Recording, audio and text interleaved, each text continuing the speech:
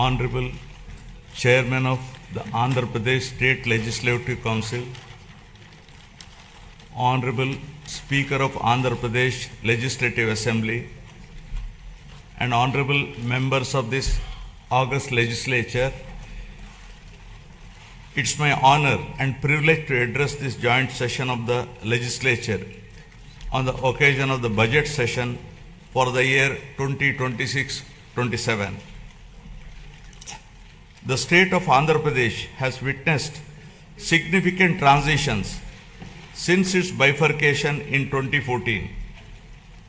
The government that assumed office that year was confronted with unprecedented challenges, including state reorganization, division of assets, loss of urban conglomeration and the capital city, infrastructure deficits, and an agricultural dominant economic base.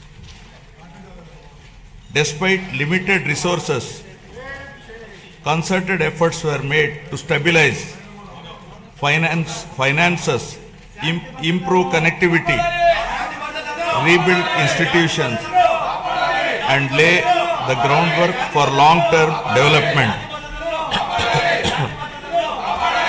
However, the change in governance in 2019 disrupted this momentum. Systemic governance failures emerged, growth stalled, financial stress intensified, institutions destroyed, total anarchy with breakdown of law and order, arbitrary restrictions placed through misuse of Section 22A,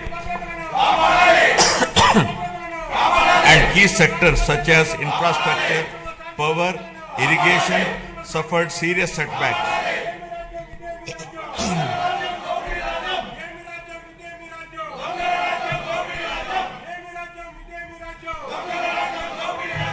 Disenchanted by these experiences, the people of Andhra Pradesh responded their faith once again in my government in 2024, granting an unprecedented mandate to rebuild the state.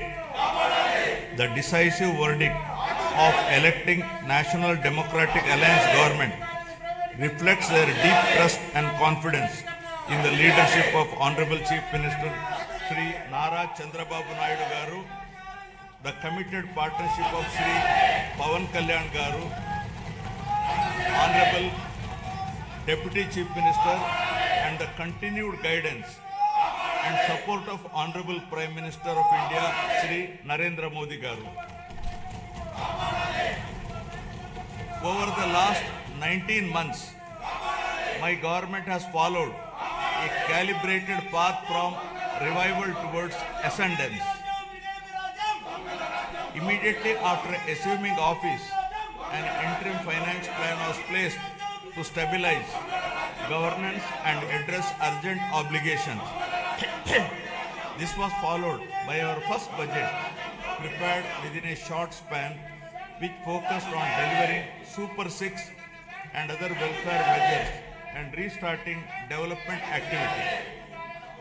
Over the next 9 months, corrections were made in policies, system, and expenditure priorities. We then presented a full year budget anchored in a long-term vision. Today, governance has moved beyond revival with welfare, development, and governance aligned to future-ready models. Upon assuming office, my government placed transparency at the forefront by releasing 7 white papers that objectively documented and thereby made common citizens understand the misgovernance in public finances, derailment of the Polavaram project, destruction of the power sector, misappropriation of natural resources, criminal excise policies, deterioration in law and order, and the misguided 3 capital proposal with an aim of destroying futuristic Amaravati that stalled the state's overall progress. By openly acknowledging the problems, my government demonstrated transparency and seriousness of intent. Rather than treating them as standalone reports, government viewed these papers as a starting point for course corrections.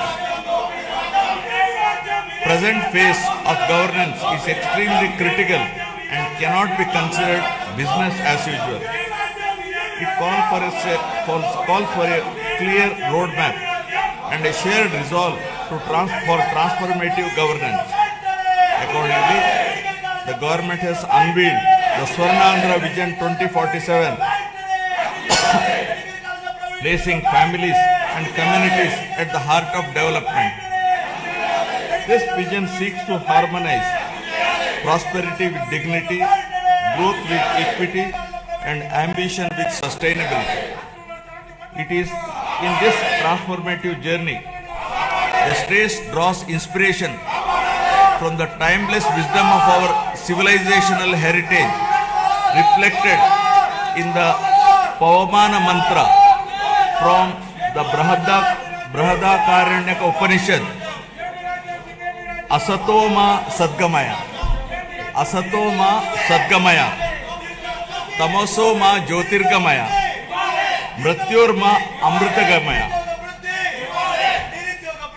Building on this spirit of course correction, my government has articulated the Padi Sutralu as guiding principles for governance, designed to balance welfare with development and to create a virtuous circle where economic growth through sustained investments generates wealth that strengthens social well-being and social empowerment fuels sustained progress.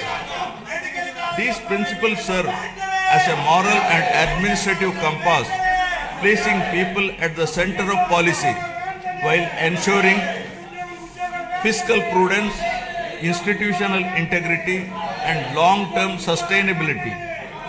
To translate vision into action, a dedicated mission framework has been initiated, operating with